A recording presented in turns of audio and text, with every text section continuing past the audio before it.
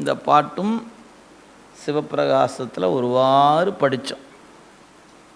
இறைவன் கருவிகளை கூட்டி உயிர்களுக்கு எவ்வாறு உணர்த்துவான் என்று சிறப்பு அதிகாரத்தில் 52வது பாட்டுக்கு மேலே ஒரு பாட்டில் படித்தோம். தொன்மை வினை, அதாவது தொன்மை கன்ம நெறி அறிந்து அதை கூட்டுவிப்பான் முதல்வன் அப்படின்னு படித்தோம். உயிர்கள் வினையை தாமே அறிந்து நுகராது. அப்போ அந்த தொன்மை கன்மம் அதை அறிந்து இறைவன் தான் என்ன பண்ணும், ஊட்டுவான் அப்படின்னு நம்ம முன்ன படித்தோம். அதே தான் இங்கேயும் சொல்ல போகிறார். ஆர் அறிவார், அவனை விட்டால் வேறு யார் அறிய முடியும்? நமக்கு எது கொடுக்கணும், எது கொடுக்கக்கூடாது. இப்போ ஒரு உதாரணம் சொன்னால், ஒரு கை குழந்தை வச்சுருக்கிறீங்க. அந்த குழந்தைக்கு என்ன கொடுக்கணும் கொடுக்கூடாதுன்னு யார் அறிவா? தாய் தான் அறிவாங்க. இன்றைக்கி இது கொடுக்கலாம் வேண்டாம் அப்படின்னு அந்த தாய் அறிந்து சில நேரங்கள் நல்லதை குழந்தை எடுத்துக்காது, சாப்பிட மாட்டேங்க. ஏன்? அதுக்கு இந்த லேஸ் போன்றது தான் ரொம்ப பிடிச்சதாக இருக்கும். அட லேஸ்லாம் உடம்பு கெடுதலப்பா, சாப்பிடாதப்பா அப்படின்னா எனக்கு அதான் பிடிச்சிருக்கு, ஒன்று வாங்கி தருவேன்.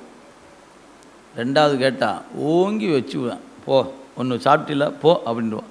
திருப்பி நாளைக்கு கேட்டேன், நேற்று தாண்டா சாப்பிட்டேன், இல்லைப்பா அது நேற்று தானேப்பா சாப்பிட்டேன் அப்படின்னா, ஒரு வாரத்துக்கு ஒன்று ஏதோ கேட்குறேன்னு உனக்காக தான் வாங்கி தரேன், எனக்கெல்லாம் அது வேறு இருக்குது, நல்லது சாப்பிடு.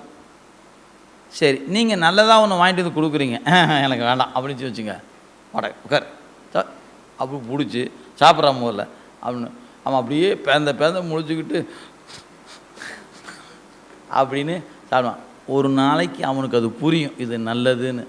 அவனுக்கு வேண்டும் நினைக்கும்போது எப்படியாவது ஊட்டி விடுகிற நிலை பெற்றோருக்கு இருப்பது போலதானுங்க சில நேரங்களில் சில விடயங்கள், சில தீவினையோ நல்வினையோ நமக்கு வேண்டும் என்றால் நீங்கள் விரும்பினாலும் ஊட்டி விட்டுருவான். தப்பிக்கணும்னு நினச்சி நீங்கள் எங்காவது இப்படி போகலாம் அப்படி போனால் தப்பிச்சலான்னா எங்கே போனாலும் வாப்பான்னா அங்கே தான் இருக்கிறவான்னு பார்த்துக்குவார். ஆனால் நமக்கு இந்த நீங்கள் நாம் வினை கணக்கெல்லாம் பார்த்து கட்டமெல்லாம் பார்த்து அப்படியா 7:30 மணிக்கு இது 9க்கு அது ராகு இருக்குது, யமகண்டம் இருக்குது, அது இருக்குது, நீங்கள் பார்த்து போனால் ரொம்ப கஷ்டம். ஒரே வேலை என்ன, இருதோழி பங்கன் விடமுண்ட கண்டன் அப்படின்னு கையெடுத்து கும்பிட்டு போயிட்டே இருந்தவங்க வேலை போச்சு. நீங்கள் ஏன் அதை இதையும் பார்த்து உட்காந்துக்கிறீங்க? இது ஓரை எங்கே இருக்குது, யமகண்டம் எங்கே இருக்குது, ராகு, நமக்கு எதுக்கு அந்த வேலை? அவன் பாடு அது சிவா முருகா அப்படின்னு சாமி அவன் காப்பாற்று அப்படின்னு கூப்பிட்டு போயிட்டே இருக்க வேண்டியது தானே. நம்ம அதை பார்க்காம மற்றதெல்லாம் பார்ப்போம். எனவே வினையை நாம் எவ்வளவு அறிந்தாலும் அது நம் அறிவுக்கு அப்பாற்பட்ட ஒன்று. அடுத்த வினாடி நமக்கு என்ன வரும்னு தெரியாது. நமக்கு 4 மணிக்கு வகுப்பு முடிச்சோம்னா நமக்கு என்ன செய்தி காத்திருக்குன்னு தெரியாது. ஏன் என்ன ஃபோனை ஆன் பண்ணாமல் வச்சுருக்குறோம். ஆன் பண்ண பிறகு தான் தெரியும். படன்னு வாட்ஸ்அப்பில் உழுகும்.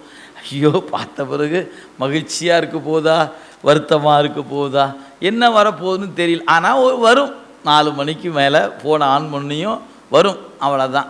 அது புண்ணியம் பண்ணியிருந்தால் நல்ல செய்தியாக வரும். கொஞ்சம் ஏதாவது முன்ன பின்ன இருந்ததுன்னா அதுக்கு தக்கவாறு வரப்போகுது. இவ்வளோ தானே செய்தி. எனவே செய்தது தான் வரும், செய்யாதது வராது. எனவே நீங்கள் வினையை ஆராய்ந்து பார்க்குறேன், வினையை செய்து பார்ப்போம், தடுத்து பார்ப்போம், அதெல்லாம் ரொம்ப கஷ்டம். நம்ம விட வலிமையானது வினை. ஒன்றே ஒன்று, அவன்கிட்ட சரணடையணும், அடைஞ்சிட்டா போதும். வினையை பற்றி நாம் கவலைப்பட வேண்டியது. இதுதாங்க நமக்கான உபாயம். நீங்கள் இறைவனிடத்தில் நல் உறவு கொண்டால் வினை கணக்கிலேருந்து பிழைப்பதற்கு வழி கிடைக்கும். அதை விட்டுட்டு நீங்கள் அதை விட்டு வினையை ஆராய்ந்து பார்க்கணும். இத்தனை மணிக்கு வரும்னா நம்ம இத்தனை மணிக்கு இதை பண்ணிடலாம் அப்படின்னு நினச்சிங்கன்னா தப்பிக்க முடியாது. நினைவில் வைத்து கொள்ளுங்கள். அதான் இந்த பாட்டில் சொல்கிறார்.